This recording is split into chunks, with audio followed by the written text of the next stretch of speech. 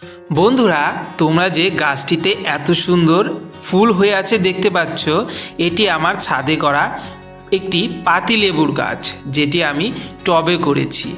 এই গাছেরই কিন্তু বন্ধুরা ভিডিও আমি কিছুদিন আগে তোমাদেরকে দেখিয়েছিলাম, যে গাছে ফল ছিল, ফল আমি তুলে তোমাদেরকে দেখিয়েছিলাম। আবারও কিন্তু এই গাছে এই সময় ফুল চলে এসেছে।